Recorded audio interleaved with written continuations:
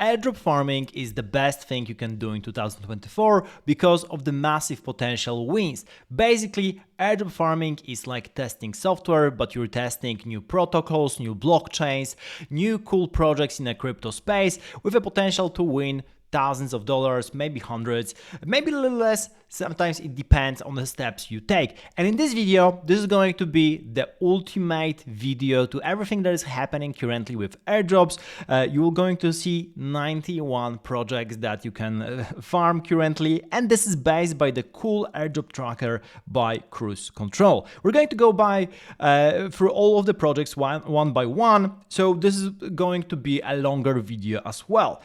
If you're just a beginner, then I would suggest you focus just on the couple of the first projects named as Tire. Those are pretty competitive, but you can at least get something, usually, of course, because this is all potential. Nothing here is financial advice, purely educational, and there's never a guarantee of getting an airdrop. That was the case with a couple of airdrops in the past that didn't deliver in the way that people have hoped for. But on the other hand, there are many airdrops that came out of nothing, that are not on this list, and maybe you get them because of some retroactive actions. This is especially true if you start farming different L2 projects, so L2 to Ethereum, because if you start, for example, with Optimism, Arbitrum, zkSync, LayerZero, and so on, then potentially there are other projects building on those protocols that might give you an airdrop in a retroactive way. Retroactive meaning that you did some transactions in the past, they did a snapshot, for example, in a couple of months ago, happened that you're on the list, and then you can claim your free airdrop or go directly that into the wallet, which is the optimal situation. Now we're going to go with everything here and basically have these tires, which is also cool, coming from Cruise Control. All that will be basically integrated into Degenfrog. This is the list that we're doing on the degenfrog.com with airdrops. You also have around 90 projects. Not all of them are on the list by Cruise, and not all of the projects that are on Cruise are here yet. So I'm going to integrate probably the two lists to have them in one place, to have the coolest thing possible. Now we're going to go with this list, the airdrop tracker, and going with the S-Tire first. So S-Tire is basically a couple of ideas. First of all, this is mostly about L1s and L2s, so new blockchains coming along the way. For L1 blockchains, you have two things. You have basically Monad. So Monad is basically pretty weighted project. This is going to be new EVM equivalent L1 with a lot of TPS that you can run, so a lot of transactions that you can go with in a single second. They raised a massive round of $19 million, and they will be coming probably this year. So the idea here is that there will be a testnet at some point. They don't have a testnet now. I have a separate article just about Monad. They do not have a testnet yet, but they will have, and once they do, you have to do something on a testnet. Now, the other thing is when it comes to L1s, you have Cosmos staking. So probably you all know about Cosmos, and especially couple of blockchains within the Cosmos ecosystem. So you have things like Atom, Osmo, Tia, of course, Celestia, and Kuji. And basically what you have to do is have all of them and start staking. You can stake them natively with Kepler wallet, and that is pretty cool and pretty easy to do. I have a separate video just about Cosmos airdrops because this is such a big category. Now, so this is about Cosmos staking. Now we have a couple of L2s that are super interesting, and that's basically, first of all, we have zkSync. That's long overdue, and of course everyone knows about zkSync. I did a couple of videos about zkSync already. Basically, the way to farm zkSync is do different bridges. So you have to bridge from L1 to zkSync. You can use the official bridge. There are also different other bridges. You have SyncSwap, where you can swap different tokens, provide liquidity, and so on. Basically, doing those tasks every week or at least every couple of weeks, so that it seems like you're a natural user, or just have fun, because the zkSync is really great, really low gas fee, so it's pretty good to be a natural user on zkSync. Same goes with LayerZero. This is what they're building with LayerZero as well. This is going to be EVM, but they want to do it an omni-chain interoperability protocol, connecting different blockchains. And basically, again, you can use different bridges to get here. And for example, use things like zkbridge.com, coming from Polyhedra to go into layer, to basically use the tech behind and go into the, different blockchains. So that's pretty cool as well. Now, in this category of different blockchains, of course, I have to mention, first of all, EigenLayer. So EigenLayer is this rest taking narrative where you can take staked ETH, like for example, from Lido, Rocket Pool, and so on, and basically use it with another infrastructure on top. So basically you restake what's already staked. They have raised a massive round, $64 million, and basically they sometimes open their pools to new stakers, then you can get points, and they collaborate with other projects, like for example, Magpie, and there are other projects that through which you can get EigenLayer points. So their airdrop is pretty much confirmed. They have the EigenLayer points that you get. So if you have a point system, it pretty much means that at some point you will have an airdrop. So that's about EigenLayer. Again, I had a separate video because this is such a huge topic.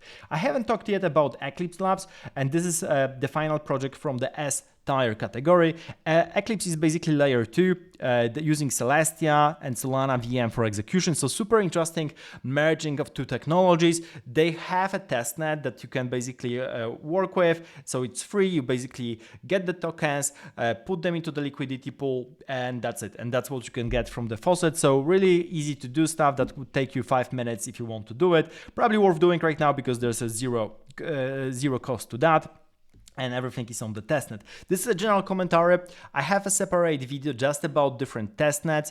If you have absolutely no money on very little, testnets might be the best way to get started because you really don't need to have any capital at all. You get the free tokens from the faucet, and then you can use those tokens on different chains.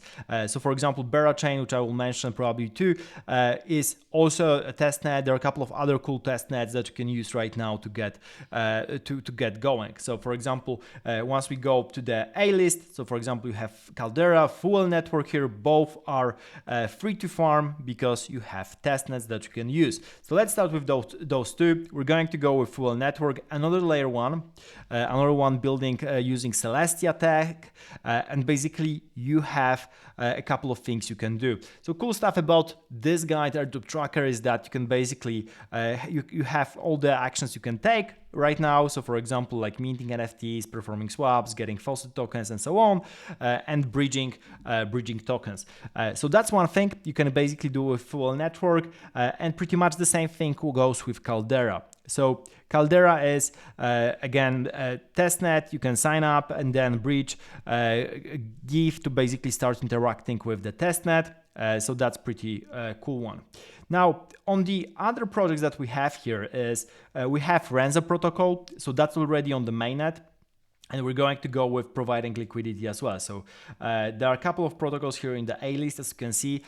Those are different dexes, meaning the platforms that you can trade or stake or maybe provide liquidity in some other way. For example, that might be classical exchange like Uniswap, where you provide liquidity to tokens. Usually people provide liquidity to, for example, USDC, USDT, which is the easiest to provide to because you're pretty much sure that they won't fall down. Of course, there are risks involved with crypto, like with everything, but those are the least risky ones. So we can provide liquidity like that, but also there are a couple of other projects in this category that are, for example, exchanges where you can trade perpetuals. Usually you can also supply some of the liquidity instead of trading. They have, those kind of projects have different vaults, and once you provide this kind of liquidity into the vault, you still farm the airdrop. For example, this would be the case with Parcel. We should have Parcel somewhere here as well. Parcel is basically a perp for real estate. So you basically trade real estate assets like properties in New York or properties in Boston, but basically it's a DEX. You don't have to long or short anything. You can provide liquidity and still earn points. That's also the case for different borrowing protocols. They also fall under the liquidity here or of what you have to provide. And this is especially the case with Camino Finance, MarginFi that I was talking about. Those are Solana protocols together with Parcel that basically work in the way that you provide, you borrow something, you lend something, and you get points for the amount of capital you provide. So the more capital you have, the bigger your airdrop should be, at least in principle, because sometimes it's not linear. It's more of like the different curves, different tires that you have along the way. So let's have a look more about the projects in a tire category. So those are first of all different blockchains, as you can see, L1s, L2s. Definitely, for example, I should mention Mode Network here. You can also stake. Mode Network is pretty much doing the thing that Blast is doing. They pretty much work the very same way. You can join and basically stake your ETH.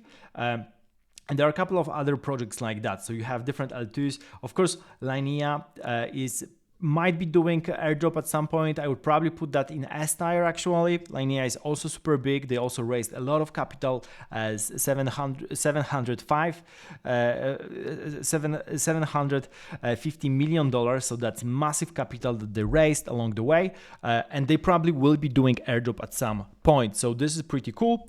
And also I would put that in the same category as zkSync and LayerZero definitely. You also have Mantle. Mantle already started, but they might be doing another rounds of the airdrops, and this is what you're trying to do here. Also, they have a testnet. You can do different stuff on the testnet as well. So pretty cool as well if you want to try. And of course, stake ETH for MEF, which is a way to get also into the restaking. So ideal scenario here is I think it's closed now, but basically what you could do is you could exchange ETH for MEF, and this you can stake that MEF into EigenLayer, getting points from both Mantle and EigenLayer. So that's super, super interesting. Now, from other things, as I've mentioned, we have Etherfi from the restaking, Stride, which is also restaking, or staking, liquid staking on Cosmos, Celestia, but also on a couple of other chains. They already have a token, but they might do another rounds of airdrops. Interesting stuff is Chroma, which is a layer 2, and they have already mainnet in production, so you can interact with that. And again, the game is standard. You basically start bridging, swapping, and so on. KelpDAO, that just announced an airdrop, is also here, and you have as well Gravita and so on. As you can see, those are in a liquid staking / restaking category. So basically, their airdrops will also go to, for example, restakers and stakers of TIA, stakers of Pive Network, because those things are huge. So I should mention that I'm not sure if it's on the list, but in this category of Cosmos staking, not only staking TIA, Atom TIA, Kuji is important, but probably you should also stake Pive, similar category. This is more on Solana, Pive Network, but it's very similar to how it works. And also there are different projects that might give you an airdrop. So Pive Network, Pive token was itself an airdrop, but once you start staking, you probably might get another airdrops. Well, Celestia was also an airdrop. If you start staking, you might get more airdrops as well. So this is pretty cool stuff. More airdrops leading to more airdrops. We have Jupiter round 2, so that's a top exchange on Solana aggregator actually. So they promised a round 2 for trading. So if you trade on Solana different meme coins, then you should be fine. Polyhedra is basically a bridge right now that you can use. So this is pretty cool. They have a massive funding as well of $250 million. You can transfer also NFTs that you can mint, for example, on zkbridge.com. So that's a project from Polyhedra, and that gives you also quite a lot. So this is super interesting. Now, in the A-tier category, we have also this different kind of points on testnets. So, for example, Metis is also in this category. They are layer 2, and they are pretty well known right now because because basically they've been building for the bear market and have quite an interesting team. So if you want to go into that, get the points, you have to have Telegram active because they have the faucet on the Telegram. You get the tokens and they play around on the Telegram. Now, BTire, those projects have lower priority but still pretty high. So those tires are probably depend really, because some of the projects I would tire completely differently, also because of the fact that we don't really know what will be the amount of the airdrop, when they will come, and so on. So for example, Tensor I would put it definitely very high up. I don't know if it's B.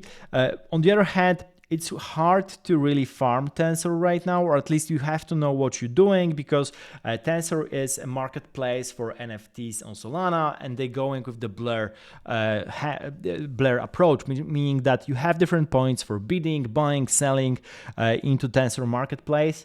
So if you know more about NFTs and how to trade them, this is the place for you, and your airdrop probably will be massive.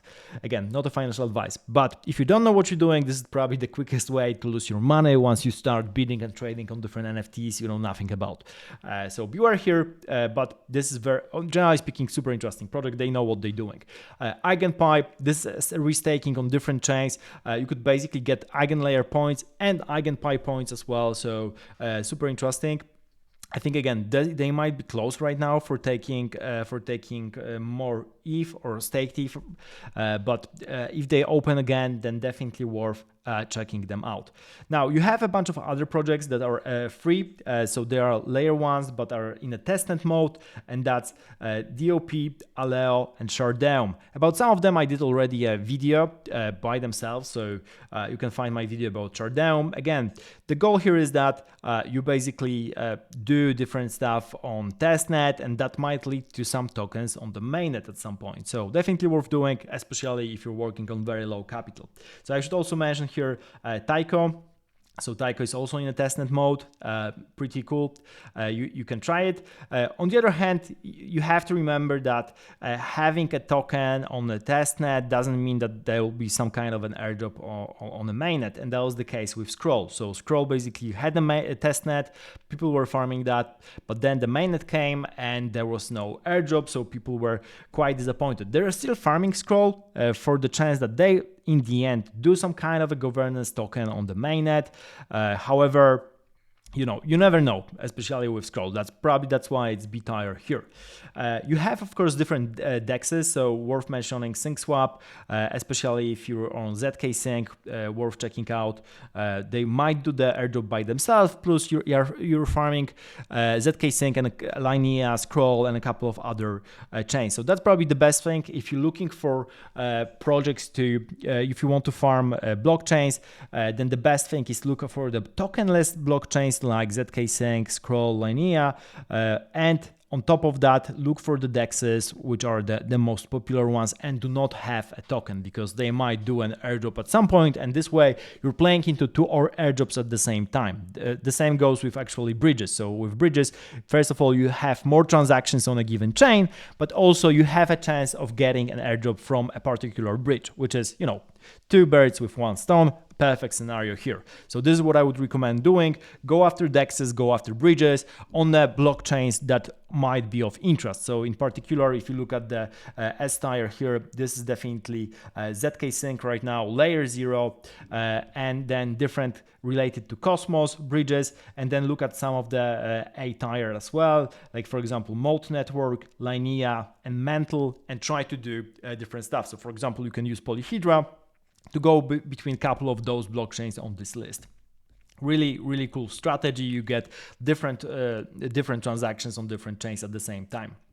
Now, you also have the whole category of perps, so trading perpetuals, trading futures of different coins. Evo and Drift are leading the way here. You have also Hyperliquid. You have RabbitX, but that's already they have already a token. So basically, Drift is the top protocol on Solana. Evo is working with OP Stack, so Optimism, and you have Hyperliquid. Basically, I think they have their own blockchain that they're running in the end. and they have an L1 chain, Hyperliquid chain. So the expectation here is that they will do an airdrop. All of them have different kind of point system, which you get for trading. There are different strategies for how to farm them, because you can basically long some stuff, short some other stuff. Of course, it's a risky strategy, but there are different kind of pretty much delta neutral strategies that you can employ, like buying on spot and then shorting. This is probably the most common one. So the thing is called futures arbitrage. So if you want to go after those kind of exchanges, I recommend the video that I have just about futures arbitrage, where I explain this kind of method. And this works pretty well with Evo, Drift, Hyperliquid, but also with Parcel that I've mentioned for the real estate, and any kind of DEX with perpetuals. So you buy on spot and then sell and then short on perpetuals. You have to be aware of the funding, because funding rates are important here. You're looking for the positive funding to short, but generally speaking, that works pretty well. So this is when it comes to different DEX perpetuals, and then you have the entire list of different bridges. So for example, Debridge or Bitter Finance are one of the most popular. You have also RhinoFi, which I don't see here, but they're also doing quite a lot here and are worth checking out. And there are a couple of other bridges as well that are worth definitely mentioning. So altogether, there are a couple of also projects in this B tier category and C tier that are worth mentioning. However, they're probably in C tier because they haven't been coming for quite a long time, and that's why they are in C tier. So that's an example of that. Is, for example, OpenSea, which of course is not confirmed. OpenSea is around for quite a long time. They might never do a token. MetaMask is the same case. You have things like Zerion, which are also very well known projects, but they do not have any kind of confirmed token coming along the way. You also have things like Lens Protocol or Quay Network, which were also around for quite a long time, are popular, but there's not a reason for them to drop anything right now. And also there are, in a C category, there are many smaller projects that are building their way through. So for example, Prime Protocol, I did the full video about them. Demex Exchange as well. Those are the exchanges or the borrowing lending protocols that they can use to provide liquidity, and basically this way get points to get the airdrop. So basically they have different point system. As you can see, most of the things, most of the projects on this list have some kind of a point system. I would say at least 60%, because this is pretty much the common way to do it right now. And probably this is fair to all the players, because you know that when you're gaining points and what kind of actions you have to do. And on the other side, protocols know that they will have users using it in the way intended. So this is pretty cool stuff. So definitely in a B category, also I would mention Zora, which is an NFT marketplace with their own blockchain. So they are tokenless, but they might at some point drop a token. We have round 2 of Aptos. Aptos was a pretty big thing, and they're going to do round 2. So that's also interesting. For round 2, I think you basically have to bridge to Aptos. They have different collaborations with different bridges as well. So that's pretty much interesting. And there are a couple of other actions you can take for Aptos too. So this is basically it. I'm going to give you the link down below in the description for the entire airdrop tracker if you want to go through it by yourself. This is constantly updated.